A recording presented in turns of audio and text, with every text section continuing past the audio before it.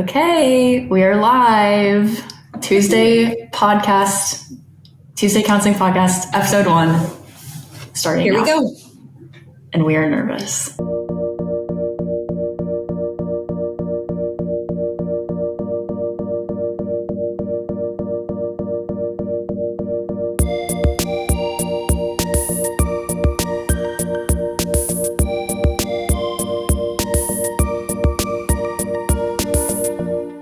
My name is Madeline, and with me I have Erin and Avery, and we are wonderful friends and hopefully wonderful therapists, and we are excited to see where this episode takes us. I think it could be interesting since some of y'all found us through TikTok, some of y'all might just be listening because you saw this pop up on like Spotify or whatever, just to introduce ourselves and who we are and what this is and how we all know each other. So I can go first, I guess. Like I said, I'm Madeline, and I am an LPCA, which in Texas is a licensed professional counseling associate. I graduated from SMU in Texas with my master's degree in counseling, and then now I practice at Tuesday Counseling, which I own, and with Erin, who is there with me. I see adults and individuals, and mostly within like the queer community. I'd work with a lot of trauma. I work with a lot of anxiety and depression and all of those wonderful things. So I'll stop talking about that and let somebody else talk. Okay. Well, Erin, do you want to go next? Sure, I can go. Okay. I'm Erin. I got my master's from Texas Women's University. And I am now at Tuesday with Madeline. So I only see individuals. I don't do couples.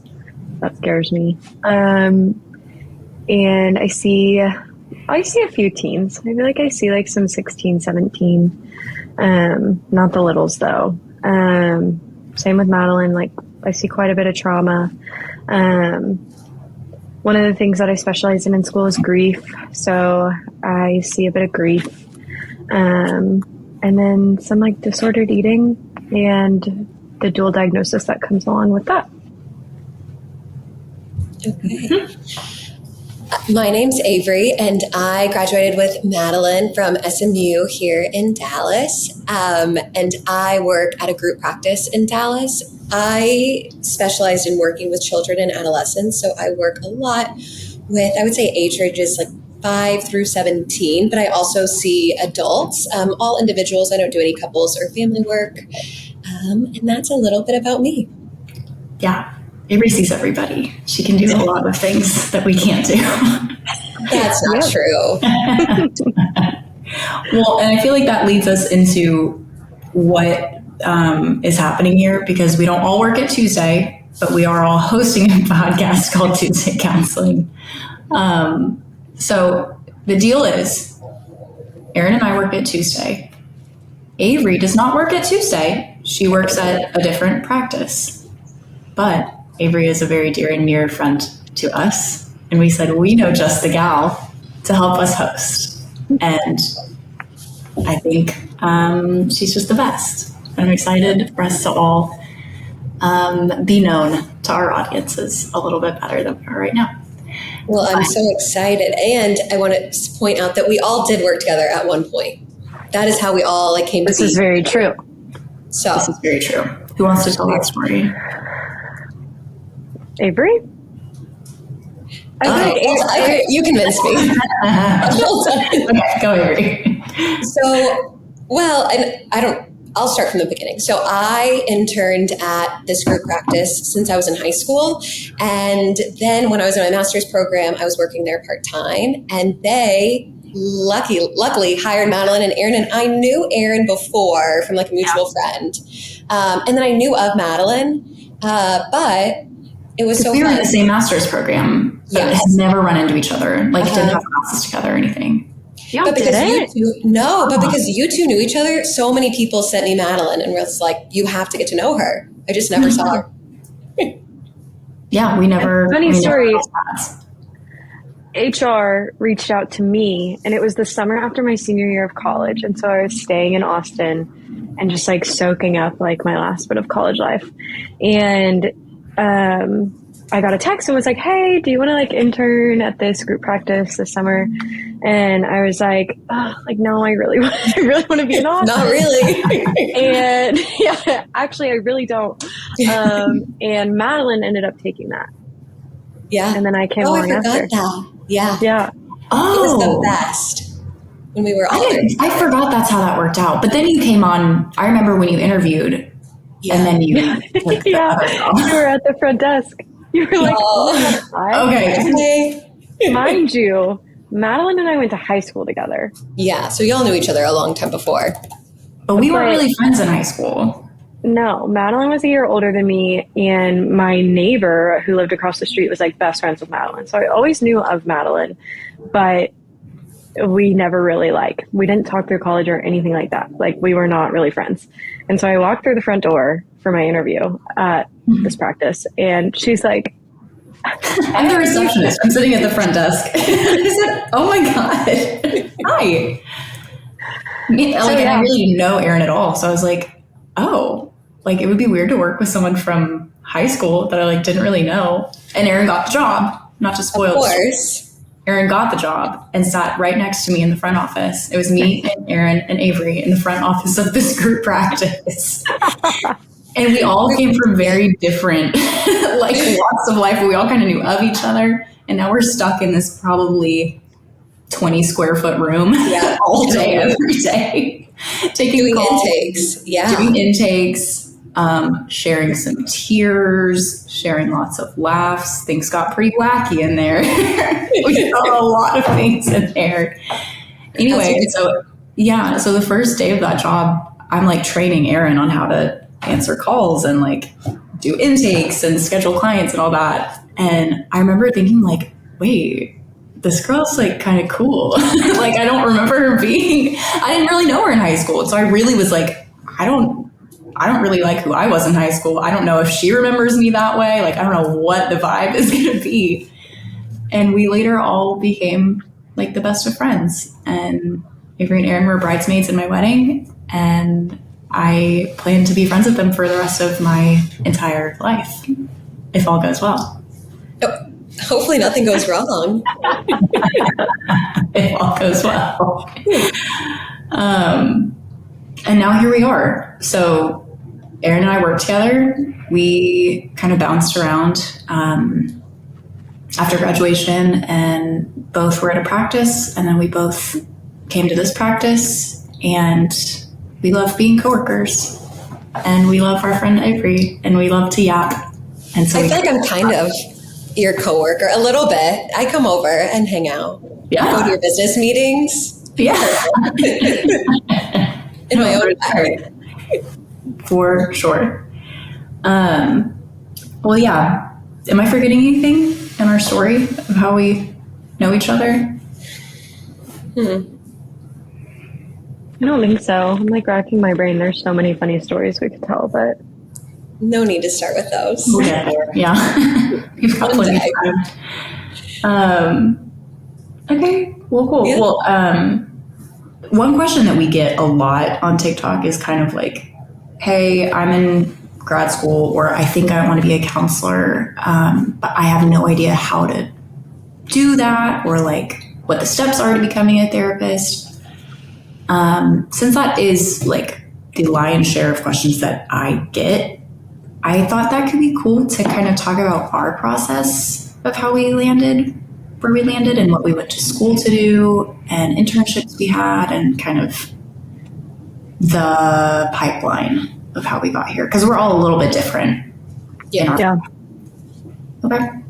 I feel like we are all very different. Mm-hmm.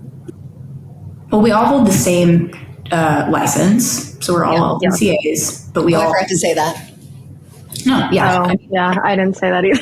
That's okay. I'm also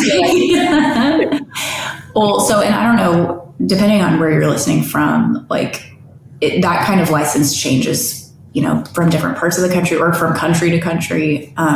So in Texas, where we are, you're an LPCA, which is a licensed professional counselor associate. And once you do a certain number of hours and you get a certain amount of supervision, you can take the A off and just be an LPC. So we're all on different timelines to be done with that. But yeah, in Texas, that's what we're talking about when we say LPCA. Okay, who wants to say their story? I could start. Okay. And we're like, the question is, how did you become a therapist, or how did you decide you wanted to be a therapist? Yeah.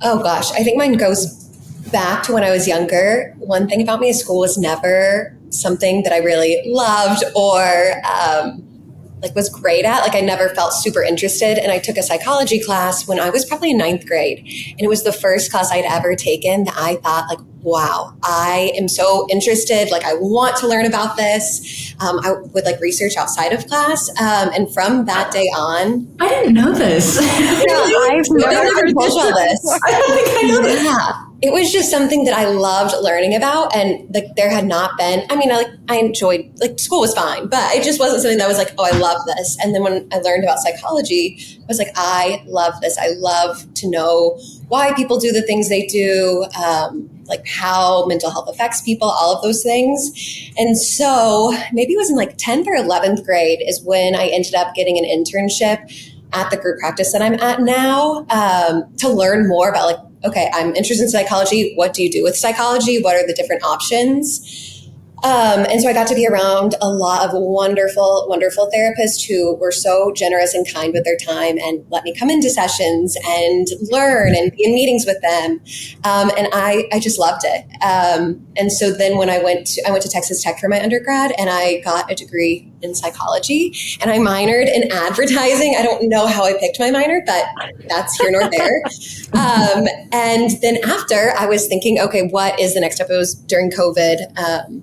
And I knew I wanted to be a therapist, but there's so many different paths that you can go down. You could be a licensed clinical, this is specifically in Texas, a licensed clinical social worker, a psychologist. You could go into the medical field, and as a nurse practitioner for a psychiatrist, you could be a psychiatrist, all of those things. And since I'd been around so many licensed professional counselors at the group practice I work at, that was something I was really interested in. And so I researched and found SMU, and I just loved it. And I loved every minute of it. It was a wonderful program. I got to meet so many wonderful people. And so that is how I became a therapist. That was a long-winded way of sharing it.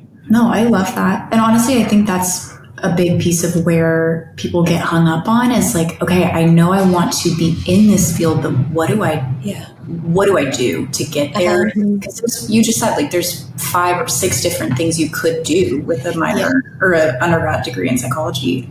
Mm-hmm. And so many places you could work. You could work at a group practice, a private practice, which are really the same thing, but you could own your own practice. You could, so many different routes. And it can be hard to know without talking with people in the field, what would be most beneficial or what am I most interested in?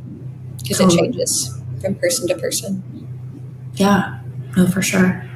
And now you're a therapist, and a therapist that works with kids. Oh, yeah. Yeah, I think that's a second piece. A lot of the people that I shadowed when I was an intern were play therapists, and I was so interested in play therapy. And right now I do a lot of child-centered play therapy, which I absolutely love. We had wonderful professors at SMU. And so it's just been a real joy. But it's nice to have balance. So I would say I see 50-50. I see probably 50% kids and 50% adults. That's nice. I think that's a question I'm seeing a lot. Speaking of questions we're getting of how do I balance a caseload? How many, especially to prevent burnout, should I just see a wide variety? Should I really hone in on one population that I enjoy? So I'm glad you kind of found a balance that feels right for you. Yeah. And it depends on the person. It depends on the person. It depends on the practice. I think there's a lot that goes into that. Oh, yeah. How many people you see each week. Yeah, totally. Erin, do you want to tell us your story? It's interesting. It is. Unlike Avery and Madeline, I psychology was not my plan. Like, I did not know that I wanted to major in psychology, anything like that. Growing up, I was an athlete. I played soccer my entire life, and played pretty competitively throughout high school. And so spent a lot of time in and out of physical therapy because of injuries and all of the things. And so junior year rolls around and like everyone on my club team is committing to college. And so I end up committing to college to play soccer at the University of Texas at Austin, which was huge and very exciting. That being said, it was a huge part of my identity. And so I got to college and I went from a life in high school where like I could play club soccer, I could play high school soccer, I could have a social life, I could, like be in other extracurriculars. And I was able to like balance a lot of things and do all of the things. And then I got to college and it was like, no, like the NCAA owns you like 6 days a week. And so I was like, wait, whoa. Like this isn't fun anymore. And so, I only played 1 year and, said goodbye to soccer. But I was going into college, I was a kinesiology major. So kinesiology is the study of human movement, if you did not know. And so I'm a kinesiology major all through college. By the time I decide to walk away from soccer, I'm like, and I can laugh about it now looking back, but like I was entering my sophomore year and I was like, I don't really know if cause the plan was always to go to PT school to be a physical therapist. Because that really integrated well into like my identity as an athlete. And I get to my sophomore year of college, I'm no longer playing soccer. And I just like have this crisis of like, I don't know who I am. I don't know what I want to do anymore. But I told myself it was too late for me to change my major. So, which is funny. And I can laugh about it now because I wasn't even halfway through college yet. So I stayed the course. I had a major in kinesiology, exercise science, and a minor in educational psychology because I was always very interested in people, how people worked. But psychology and mental health and stuff just wasn't really a conversation for me growing up, especially in the sphere of athletics. So I was like, yeah, this is super cool, but like I can't do anything with it. So like it feels like a bad idea to major in psychology. So I stay the course, I graduate. Well, my senior year, I'm applying to PT schools. And I will never forget, I had gotten like you're on the wait list at like Texas Tech, which is a great school for physical therapy in Texas. And I was waitlisted and I was like, okay. And so like PT school is ridiculously hard to get into. And so I was just getting like rejection after rejection. And I was like, cool. And so I was really discouraged and I was like, I don't really like, maybe this isn't it. And so I talked to a really good friend of mine who is now also a therapist who also went to SMU. All of my girls go to SMU. And she was like, she had done PA, like was planning on doing PA and then changed her mind and was like, maybe you should like look into counseling. Like, I think you would be really good at it. I think you would enjoy it. So I looked into it on a whim, applied to SMU, UNT, and TW. Probably some of like the worst essays I've ever written. Like, I had to meet the deadline. I was just like, I just have to get these in because I was very much like, I knew I wanted to go to more school and I was worried that if I stopped going to school, I would stop forever. And so like wanted to make sure there was like a way that I could like immediately get into some sort of school because I was so concerned. Anyways, I will never forget. COVID. I feel like it was a weird time for a lot of things. Like we didn't have jobs to go to. Like we kind of had to go back to school that year. Yeah, and I remember that meme that was really popular of like that dog with the coffee and everything's on fire. Yeah. And it's like the world is ending and you're going to grad school. Yes, we are. Yeah. So I was nannying like one day, and I was at like a playground in Austin, and I remember I got a call. Wait, I'm going too fast. I'm fast forwarding too much. I found out that I had gotten into Texas Women's University. UNT, SMU were like immediately no. Like, who are you? Probably because of the quality of my essays. And I respect it. You know what? Like, whatever. So, but TWU like says you're in. I did my interview and everything, and they were like, you're in, you're accepted. And I was like, oh my God, like this feels like a sign from the universe that like this is what I'm supposed to do. And then like a day and a half later, I'm at this playground in Austin with this kid that I'm nannying, and I get a phone call from Texas Tech that I got off the wait list for PT school. And I remember, I mean, it was like, how do I decide what to do with my life? Yeah. It was like a pro-con list, the whole thing. And I was wanting to do PT school kind of at that point too. Well, and I think given like my history of what I knew, like I knew that like when I graduated PT school, I would be very financially secure. Like the path made sense to me. My mom's a PT, like my sister's a doctor. And so it kind of just made sense.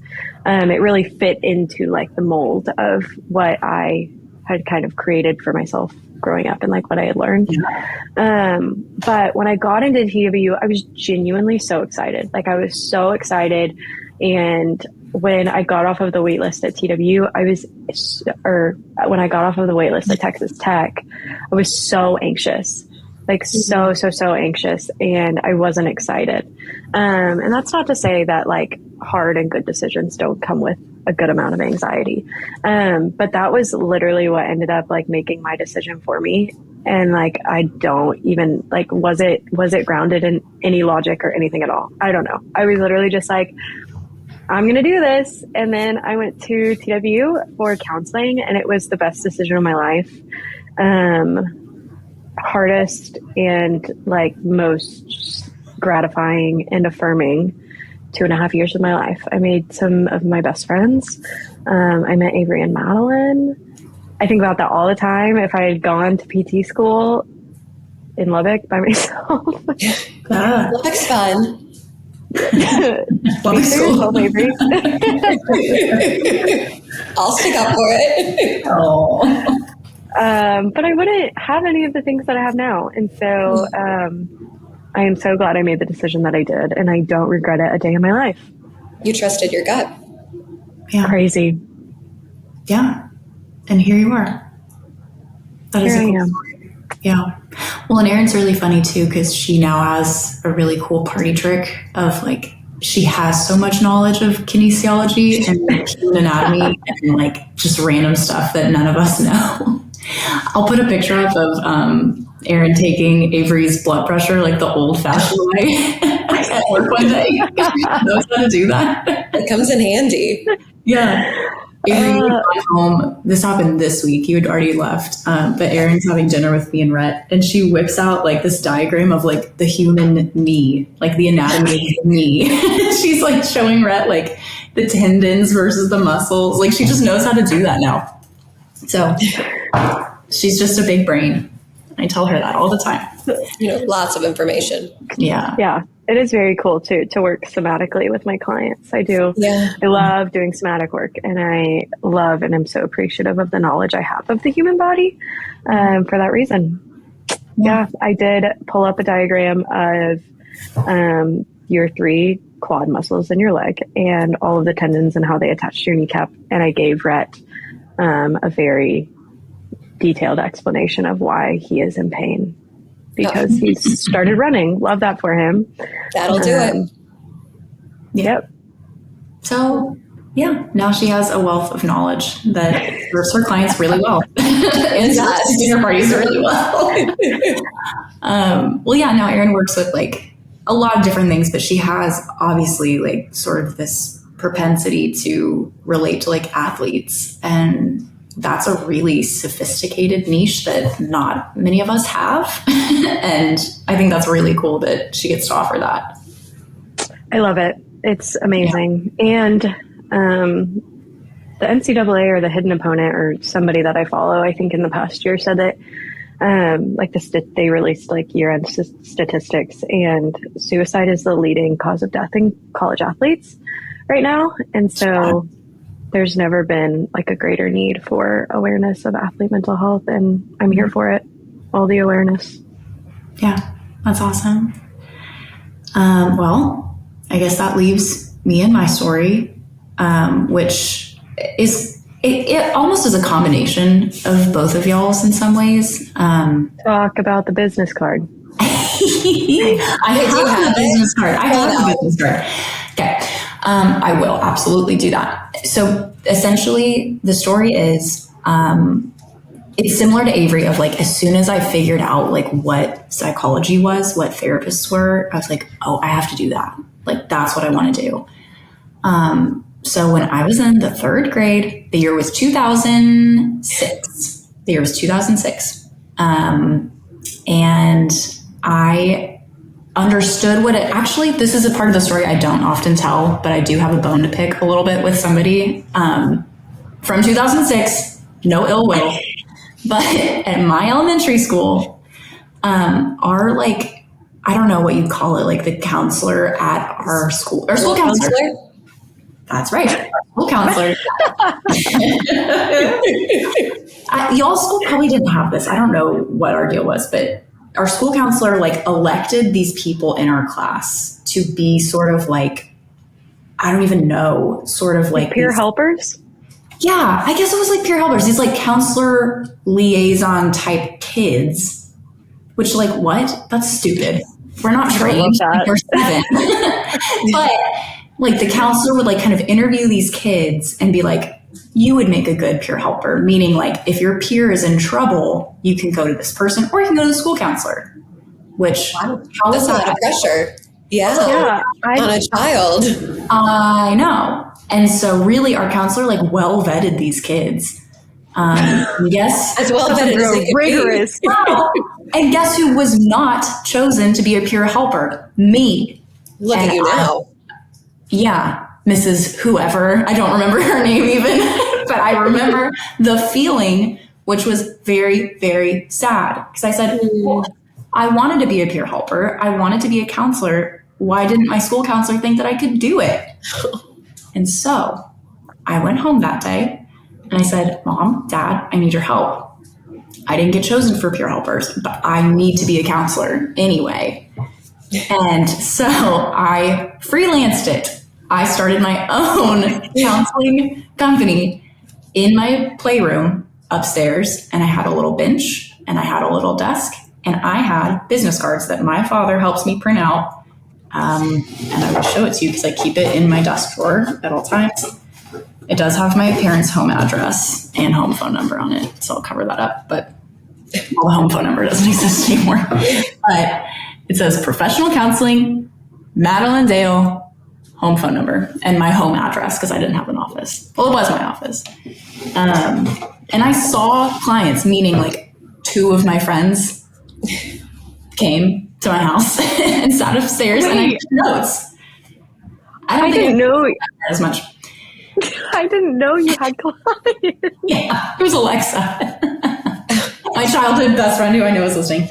But like just like little friends I would have, or my stuffed animals I would counsel, and I would literally have my notepad and like pretend to take notes, and I'd write my little progress notes and whatever, collect my payment, and move on with my day. What was your payment? Probably like Beanie Babies or something, like currency of 7-year-olds at that time. A chocolate maybe.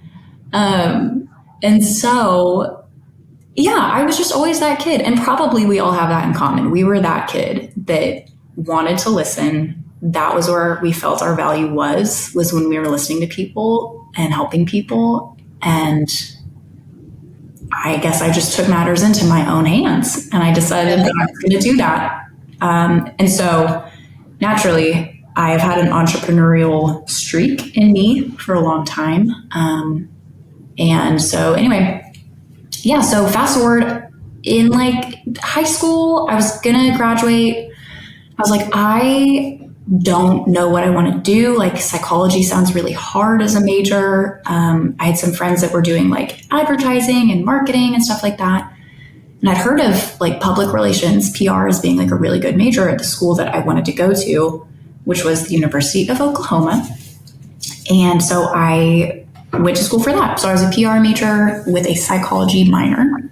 And I learned like, oh my gosh, I actually love psychology more than I love PR. Kind of an Aaron moment of like, oh, what if the thing I actually set out to do is maybe not what I want to do for the rest of my career? What if it isn't the career I want at all? Mm-hmm. And so I graduated in 2020. Yeah, 2020. Yeah. And went straight to SMU, went straight to grad school, and didn't really look back. So I kind of tapped into what I set out to do as a kid, but wasn't sure if I was really cut out for, because as we all know, I did not get chosen to be a peer helper. What if no one would want to come see me as a real counselor? Luckily, that's not what happened. And I now have a really wonderful practice with wonderful clients, and people do want to see me. So it's a happy story. I think all of our stories had a happy ending. We all ended up where we wanted to be. For sure. Yeah. So here we are. And now we all see different caseloads. We all see different kinds of clients, but we all hold the same license, the same degree, and we all work a little bit differently. Okay. Any other thoughts on this topic? That's a good question. No is okay. For you listening, we have segments today to keep ourselves organized. The segment has been called How We Know Each Other / Our Story to Getting Here. So I feel like we checked those boxes. Okay, cool. Well, we can move on. To my surprise, I posted on TikTok like, hey, we have a podcast, and if you want to call in with your questions, you should, and let us know what you want us to answer. And 10 people in like 2 days sent in questions, which I thought we might get 1 or 2, but 10 feels like such a huge honor and compliment. We've been talking this whole time about how excited we are to do this, like, because one, we just love to chat, which is probably another reason why we ended up in the profession we ended up in. We love to chat. Nosy gals. But Madeline, I think you sent like a really funny text the other day where you were like to like all of our 4 listeners. Oh, all of our 4 listeners. Singular. 1, 2, 3, 4 listeners. So when we got 10 questions, we were floored. I know. Like, so we'll have 10 for sure listeners. Like, yes. That's awesome. That aren't our parents or like our first significant others. Like, that's huge. Yeah, it's an honor. And so obviously, if you wrote in, thank you so much. And we're so honored, and we want to get to every single one of them eventually. And if you haven't entered a question, please do, because we will answer it to the best of our ability. Now, oh my gosh, you know what we forgot to say? What? Nothing on this podcast is to be used as therapeutic advice or a substitute for mental health therapy. Oops. Yes. We'll add it in now. Well, I put it in the show notes, but I hear our ethics professor's voice in my head saying, you forgot to say that. But he listens. He'll let us know. He doesn't listen to this. I really would rather you not listen to this. Love him to death. But yeah, no, so take that with a grain of salt that anything we say here, though we are counselors, this is not therapy and this is not professional advice. It's just the musings and the considerations of 3 therapists on a very anecdotal piece of your life. That's great. Okay. Well, let's mosey over there then. Okay. One of the questions that really stuck out to us for our first episode is, wait, where did it go? Oh, okay. It says, I'm about to graduate college with a psychology degree and I don't know what to do. I feel super young and like I don't belong. And Word. Yeah, word. Like we have all been there. We all still probably feel that way. Yeah. A lot of times. Yeah. And I think when I guess a little bit differently, but when I started grad school, you do like the classic, like your first class is theories, and like you get to know everyone in your cohort, and everyone goes around and says their name and their pronouns and like their college degree, like what they got their undergraduate degree. And everyone was like, and I majored in psychology. And like it gets around to me and I'm like, and I did not, I'm pretty sure I said word for word, and I did not major in psychology. And so a big kind of like cornerstone of my first semester, I think, was me feeling like I didn't belong in the program. And just having to like really work through the feelings of like, I feel like everyone is a step ahead of me. I feel like everyone knows what they're doing and I don't know what I'm doing. And like, why am I here? Why was I chosen? I remember I went to the program director, who was kind of became like a mentor and supervisor to me throughout grad school, and was like, Joel, if you're listening, what's up? I was like, why did you accept me? Like I straight up asked him, because I was like, everyone else knows about all of these things and I don't. And I don't remember what he said. It meant a lot to me though. I remember it meant a lot to me. And so I think being young, also like in our grad program, I don't know about y'all's at SMU, but like the age range is so vast. Yeah. Like we had people my age that were fresh out of college.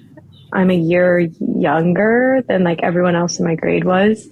So I was 21 starting my grad program, and there were people in their 60s in my grad program. So I think there's a lot of, yeah.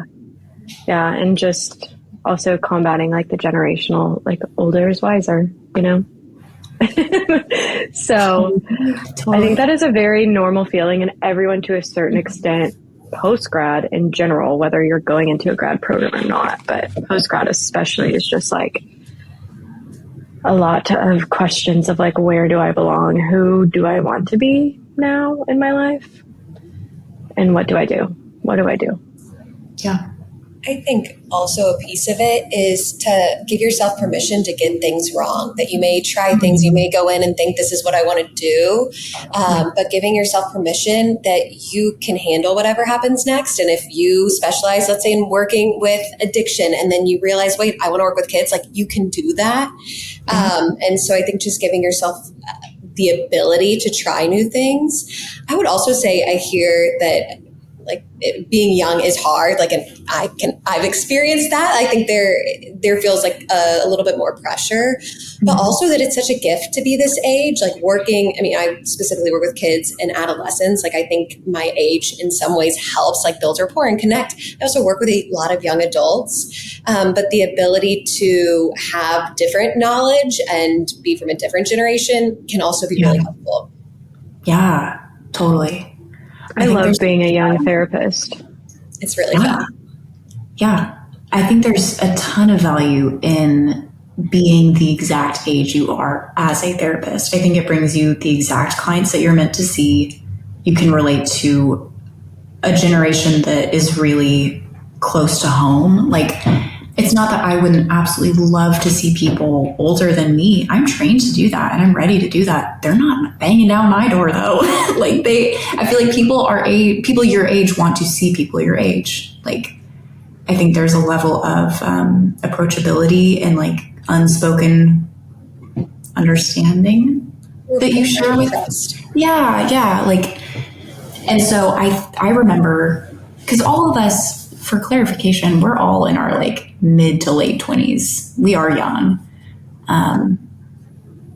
by my standard. We are still young. Yeah. We And like also, for what it's yeah. for what it's worth, your 20s suck. Like your God. 20s are so hard.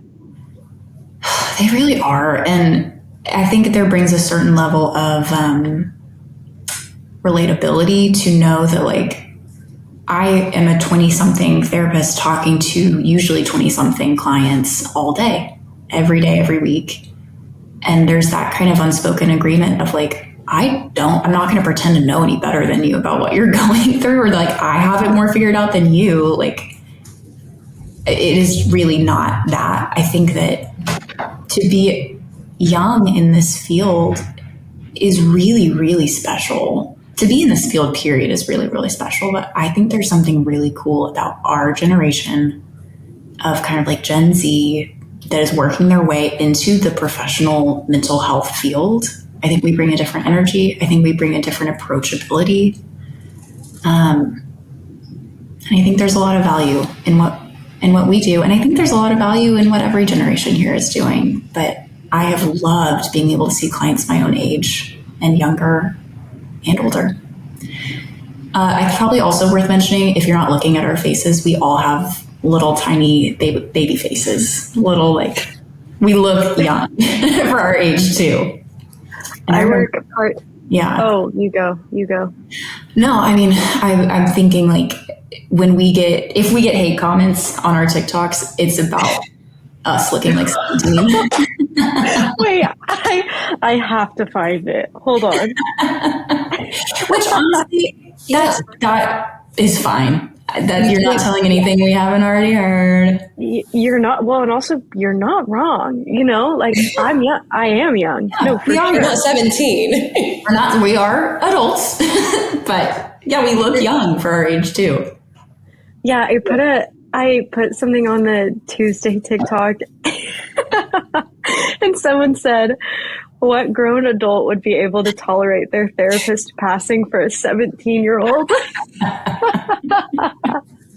That's awesome. Can't be And everyone's to that person, I say, quite a few people.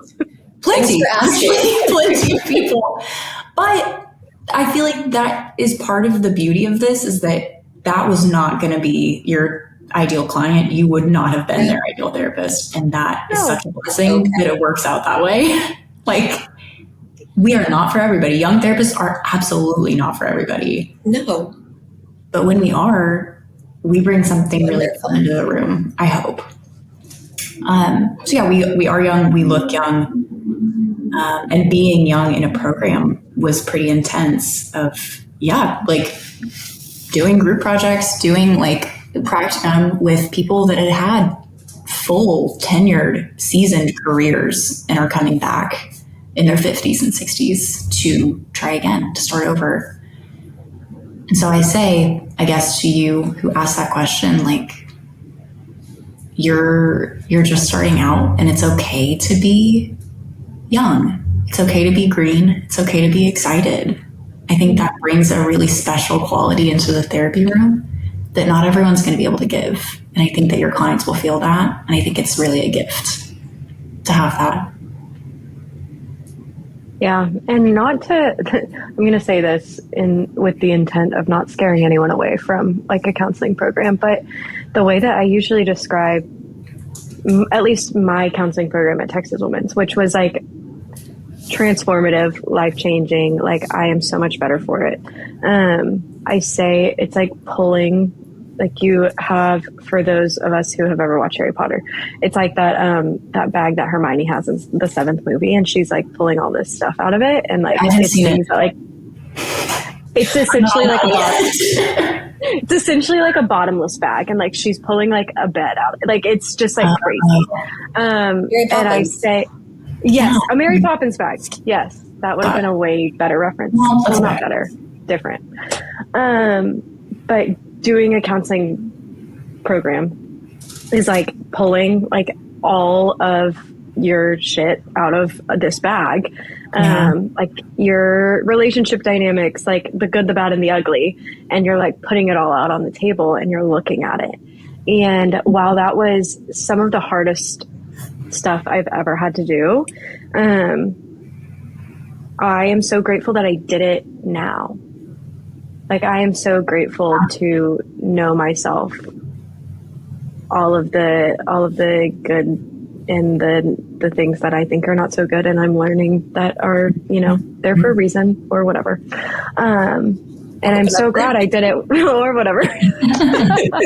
I'm like me trying to be very no bad parts. Mindful of your I love it. Yeah. But I'm so glad I did it in my 20s. I can't imagine being like much older at all and that much more, ingrained into the things that I was conditioned to know and the things that I learned, and then having to kind of unpack that any later than I did. Not to say that I am just grateful that I did it when I did, when I was young. That's true. Grad school is really funny. It brings up a lot of stuff you thought you had worked through already, or it kind of shows maybe some weak spots that you didn't know you had.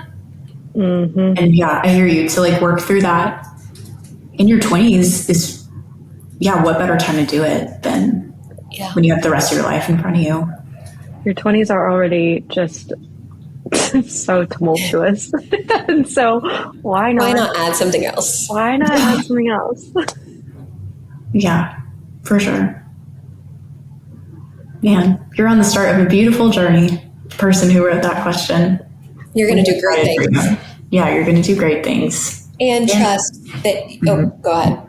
No, I say this, I talk a lot about self-trust, but trusting that whatever decision you make, you can handle whatever happens next. That sometimes we put a lot of pressure on the right or wrong decision, but to make the decision that you feel is right for you, and then making that decision right. Like sometimes there's not a clear answer, but it sounds like you have an idea of where you want to go, and to trust that you will figure that out.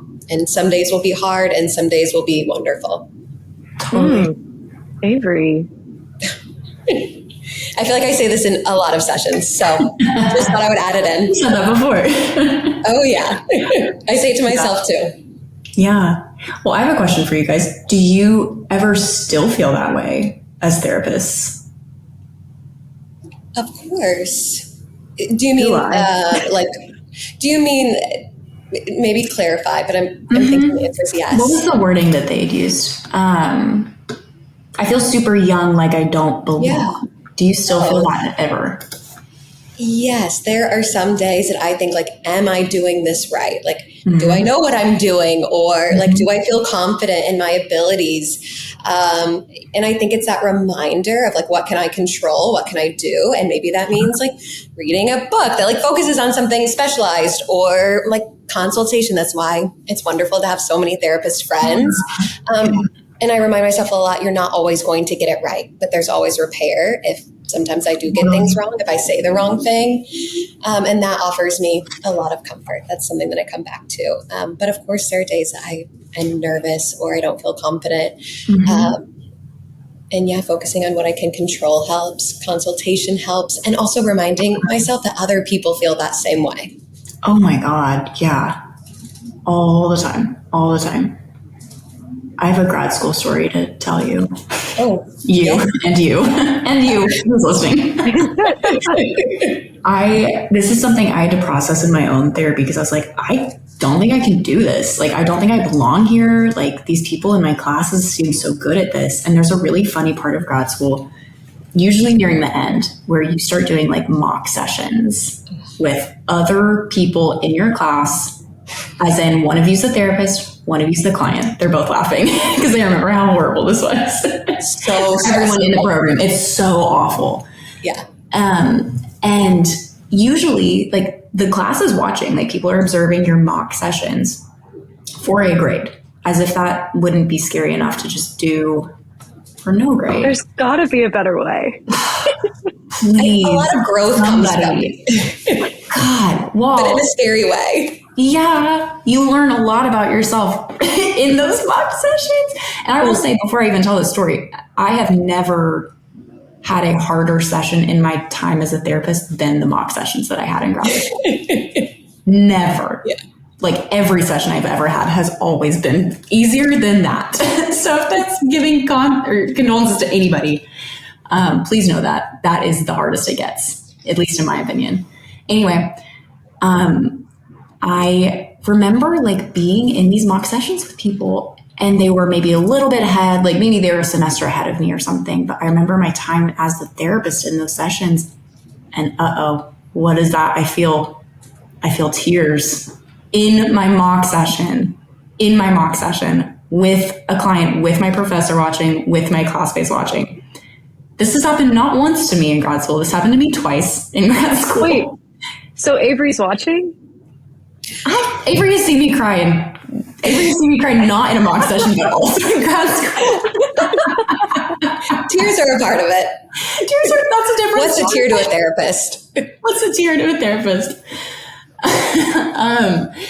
Well, so when we were doing, I don't think Avery ever saw this happen to me, but I would be the therapist and I'd be like, I don't know what to say. What do I say to this client in quotes? And I felt so embarrassed. I'm like, I shouldn't even be here. I don't know what I'm doing. I'm not good at this.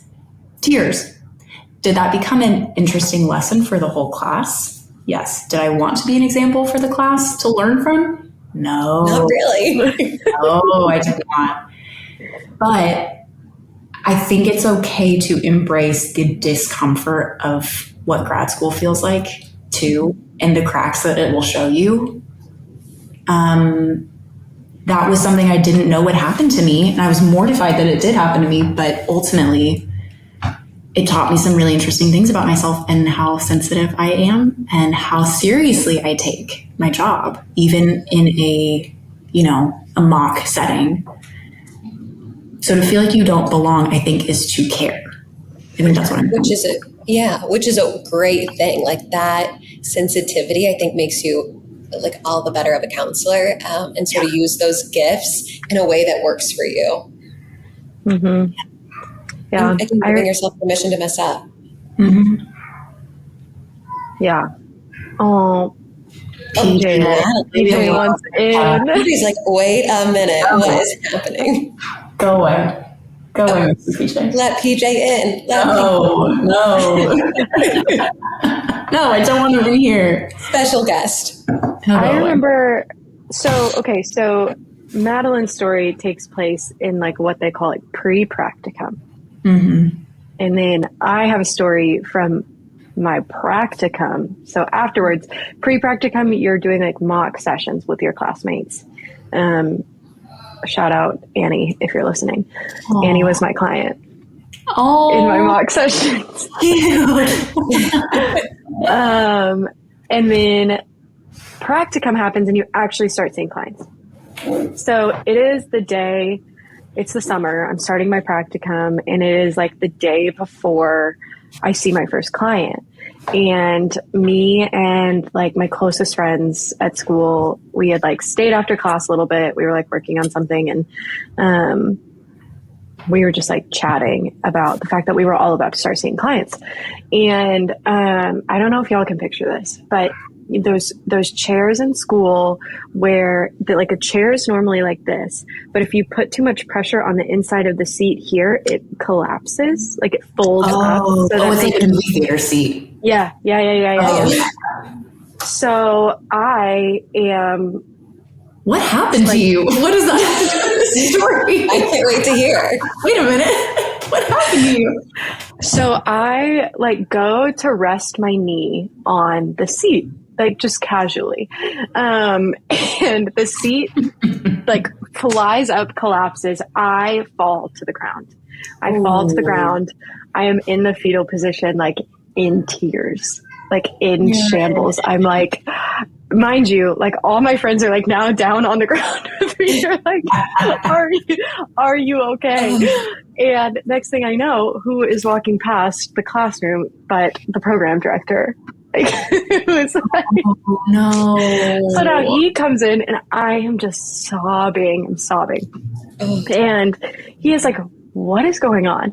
And I'm like, I'm not qualified for this. Like, and I remember saying, I'm not qualified for this. I am going to make people's lives worse. Oh, wow. And I remember all of my closest friends, and at the time, and still to this day, someone I think of as like a supervisor and a mentor, they all got down on the ground with me and they were like, the fact that you are so like literally in shambles over this, it shows how much you care. And if you care that much, the odds of you doing any serious, real harm to your clients is unlikely. Mm-hmm. And I carry that with me every day now. Yeah. We can laugh about it now. In the moment, it was not funny at all. But now we can laugh. Ugh. And watch out for those chairs. Oh gosh, those chairs sound awful. And to think about and I think in grad school, there were a lot of times, and it was probably like when we were doing mock sessions, I was like, I literally cannot do this. Like, this is too stressful. Like, there's too much pressure. And I would say, like, I just have to get through this one thing. Like, show up, pretend that you are confident, do the best that you can. And I would always think, like, what would like one of our professors say in the moment? But also the reminder that the therapeutic rapport is the most important thing. So like if you can connect with the client, it matters less. I mean, of course it matters what you say, but to try to build connection and rapport with them. And in grad school, I thought often good or bad days are a part of a good life. Like there are going to be hard days. So like bad days in grad school is a part of a good career.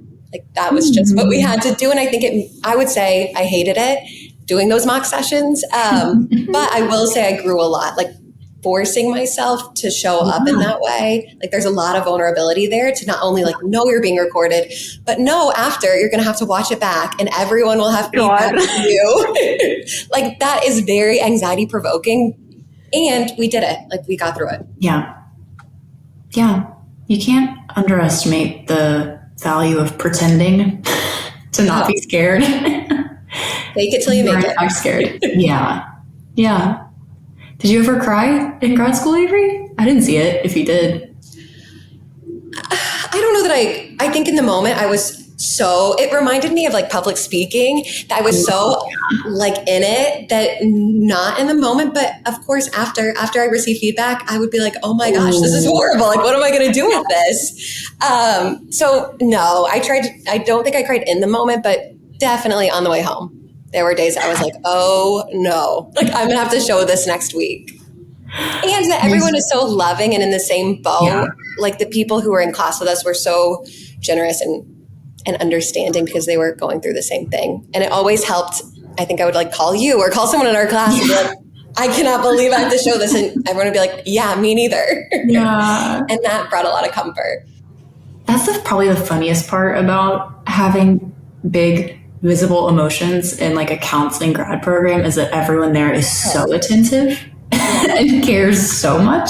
You can't get away with it. Like you can't just shed a tear and like no one notice or ask you about it or make like an experience out of it. Oh yeah.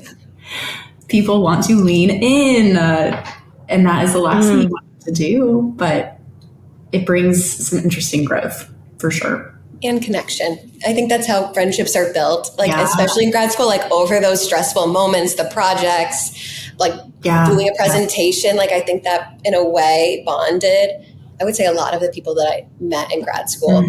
But I remember my first semester in grad school, I had signed up for an adolescent class. And when I got to the class, it was all people who were at their last year. And then me and one of my now close friends. And I do remember a lot of tears were shed on the way home. I'd be like, who let me sign up for this class? Like we'd have to do all these presentations. I hadn't even done basic counseling yet. I was just winging it. Oh my God. I would say that was let you in there. They shouldn't have let you in there. I emailed. I was like, are you all sure I should be in this class? Sure. Fine. I was like, it doesn't feel fine. Oh, I'm sure you did great, but yeah, that's intense. I would not say, if I watch those videos back now, who even knows what I said? Oh my God. And remember at first, like you were only allowed to ask, like, you can only like reflect. You couldn't even ask a question. You just had to, it sounds like that was so hard. You feel this way. And then that's all you can say. Yeah. What I'm hearing is that you are very angry. You are very angry. And you know what? I still use that every session. Active Something to listening fall and back reflection on. of content. Yeah. When you don't know what to say, reflect. Yeah. It is not irrelevant even now. But yeah, so I recognize that person asking has yet to even start grad school. Do not be scared by our stories. You're going to have a great time. Grad school is really cool. It was really fun. It was really fun. it. Yeah, it brought me incredible friends. It brought us really great life lessons. And yeah, we're all better for having done it. So and have better relationships, friendships. I would say careers. Like if I hadn't done those mock sessions, I think I would have been a lot more nervous for my first session than like just going in blind. Like it felt like I had a lot of practice going in. Totally. Yeah. Well, maybe that's the one question that we should tackle for today. Because I feel like maybe more than one person could stand to hear that. You know, when they say that in class, they're like, make sure you ask your question because you're not probably the only person that has that question. That's what I feel like. No bad questions. There's no bad questions. I wrote down what Avery said. What's a tear to a therapist? That's so good. I think about that all the time when people cry and they'll be like, oh my gosh, I don't want to upset you. I'm like, it really won't upset me. Do not worry. Don't worry about me. What's a tear? What's a tear? Oh man. Well, Kels, we're a little over an hour. Do we want to maybe start wrapping things up over here today? I think that sounds wonderful. Okay. Well, I'm introducing a new segment. This may stick. We may decide we don't like this segment and we won't do it again. But there's this topic within the therapy world, I guess, of having a therapist, but also having a secret grand therapist, which is your therapist's therapist. So usually, if you were a client in therapy, you have a grand therapist, but you may not know who they are. You probably don't know who they are. But this is sort of like trickle down therapy, because I'll tell you something that my grand therapist has told me, and my clients can know it. Or if we don't remember something that our grand therapist has, or our therapist has said, I'm thinking like we've all had really interesting professors and read interesting authors and people in the field. So I've thought of a few things that are on my mind of words of wisdom that I have learned that apply here. But do we all feel like we have something to share, or do you want me to just say mine? Or how do you want to do this segment? I don't have anything specific, but I'm sure I could come up with something. But maybe you share for right now. Erin, would you have something if I asked you that question? Yes. Okay. I'll go first, and you think about yours, Avery. But okay, I'm saying I'll go last. Okay. When Erin was telling her story about the floor times, the crying times, and her professors all like were saying, if you are feeling that way, I think it was Dr. R, who was one of our professors in grad school, and she told us, because obviously we're all really young therapists, we're all really worried about the impact we're going to have on the world around us, the clients that we'll have in the room. And she told me, and I'll never forget, she said that no therapist has the power to completely heal a person or to completely break a person. Like at the end of the day, our jobs are not that powerful. Our presence in the room is not that powerful. We can't fully heal someone. We can't fully destroy someone. That's not to mean to not try our best and to do right by people, but I think it's a nice reminder that we are not as important as I think we are, and in a good way. We don't have as much power as we think we do sometimes. And that's a really refreshing thing to, I think, remember, especially when you're new in the field. I think that's really a lot. Yeah. Do you remember her saying that, Avery? Yeah. Yeah. I do. That was a hit. That was one of her greatest hits, I think. Put it on the playlist. Yeah, put it on the album. Well, I have something that my dear therapist said to me many, many times. Drop the name. Amanda. Her therapist like, I did not consent to this. Like, no. Amanda is like, I did not sign up for this. My therapist, Amanda, she would always say, which I feel like goes well with kind of what we've been talking about with grad school and just like, do I belong? Like, what is going on? She would always share this affirmation of, I am open to meeting all of the different versions of myself. And I share that with my clients quite a bit, especially my clients in, 20s, 30s, trying to figure out like, who do I want to be? And it's like, well, there's going to be a lot of different yous. And it's all about getting to know all the different versions and being open to that. That's really so nice. Thanks, Amanda. Yeah, thanks, Amanda. I love that. Avery, you got anything for us? Yeah, I thought of something. It's something that I think about a lot, and it was on a podcast, Brene Brown's podcast.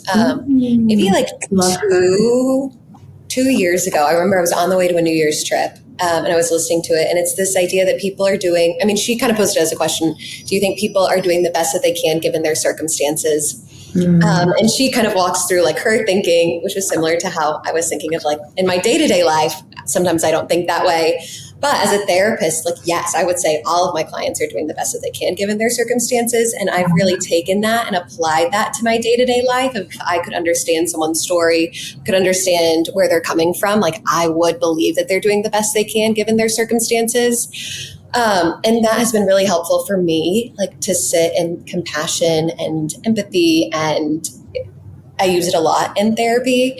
And I just think it's an important reminder to kind of let go of things that we can't control, but also believing people are doing the best they can given their circumstances offers grace for others, but also peace for yourself. Yeah. I feel like that takes a lot of empathy to consider it that way. Of like, even if I wouldn't do it that way, or that's not the situation I'm in, I can trust that that is likely the case, that they are doing the best they can with what they have. And I will add the second piece that I say a lot, that doesn't make it okay for you. So if there's someone in your life who is treating you poorly, like that doesn't have to be okay. Sure. But just that gentle reminder, and then you get to decide what happens next. But yeah. I thought that was an important piece to add. I like to add that to the end of everything. Doesn't make it okay. And some days it's hard to implement that. Yeah. Other days it feels easier. It's giving very like unconditional positive regard. Which, hey, I know we're all fans of that. Love. We all love Mr. I love some unconditional Carl Rogers. Mr. Carl. If you're listening, we love you, Carl. Carl.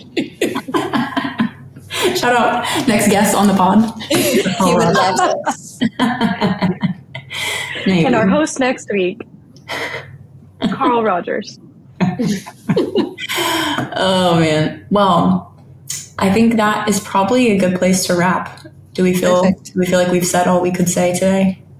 I feel No, great. and then some. I have so much more I could say. I mean, yeah. We'll have to cut off at some point. For listening ears, yes, probably so. Well, thank you. Thank you for listening. This is episode 1. Hopefully of many. We plan to release these weekly, and we will catch you next time. Don't forget to put in your questions, please. Please ask us more questions and follow us and like and subscribe. And see. I went too early.